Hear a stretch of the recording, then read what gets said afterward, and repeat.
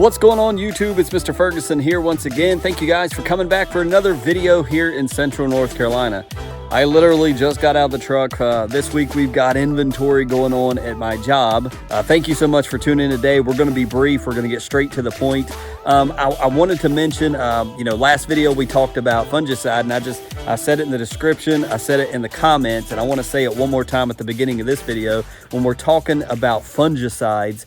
That last video I introduced you to the new fungicide I was going to try called Armada, and it is a group 3 and a group 11, I think. I haven't looked. Like I said, just got out of the truck. But the group that Armada is the exact same group that azoxystrobin and propiconazole is.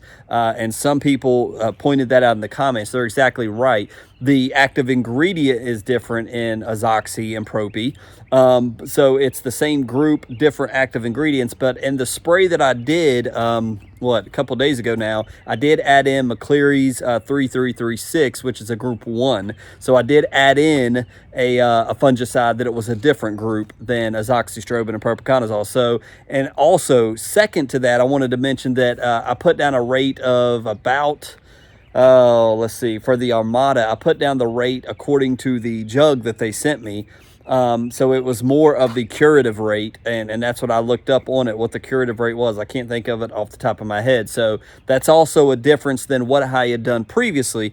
Previously, we was putting down with the natural adjuvant. We're putting down the azoxystrobin and propiconazole as preventative. For some reason, fungus seems to have popped up. And so I did a heavier dose as a curative plus the McCleary's 3336. So I wanted to make that distinction. There are, it's not just doing the same thing again. There are differences. Heavier dose plus the McCleary's 3336 I put down is a different group that may impact it as well. And so I'm going to turn the camera around, and I just want to show you, I mowed yesterday. We sprayed about 2 or 3 days ago from the time of you're seeing this film. So I want to quickly show you the lawn. We're not going to walk all over the lawn, but I just want to show you probably the worst areas and show you what I'm seeing. Paul's Prime Cuts has also been talking about fungus in North Carolina. So let's take a look at my lawn right now.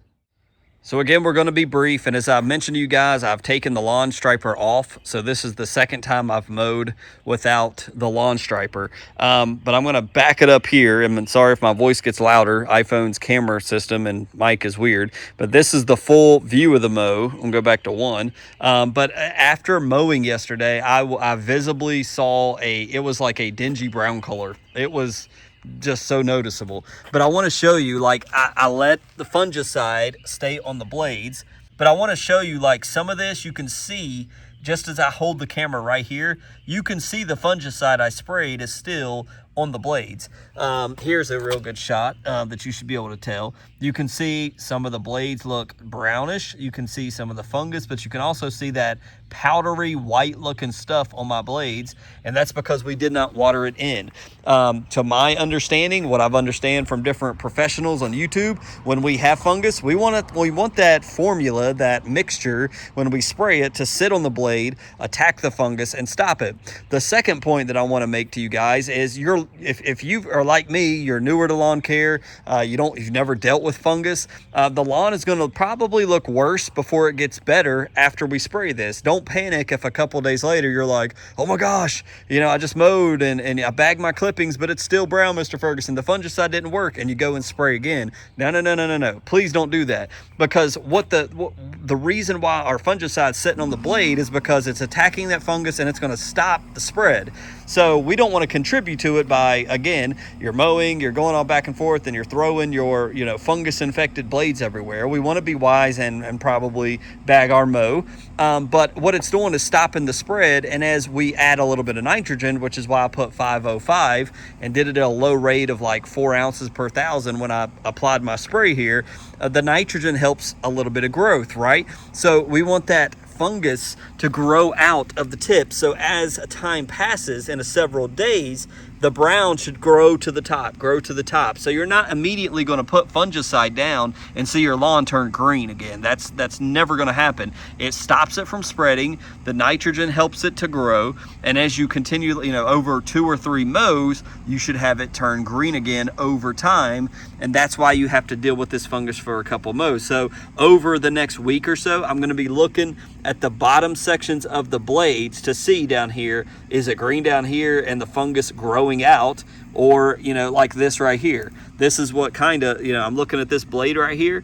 It's more at the tip, but there's some right here. So when I start seeing all healthy down here, the fungicide has stopped it, and now it's growing, and it should keep chopping off the top, and that fungus, eventually it should be a healthy blade, and that's when you know your fungus will be gone, and your lawn will show that because it'll turn a little bit green. Now again, we're in summer. I'm not putting down a ton of nitrogen on my lawn. It's not going to look like it does in fall or early spring because we're not dousing it with nitrogen. So I want a little bit to let it grow, but I don't want to be out here mowing when it's going to be 80 and dry this week, like exactly what it's going to be. So I just wanted to make those distinctions for new people to fungus. It's kind of scary. I'm with you, because if you think, okay, I've put down my fungicide, it's doing its job.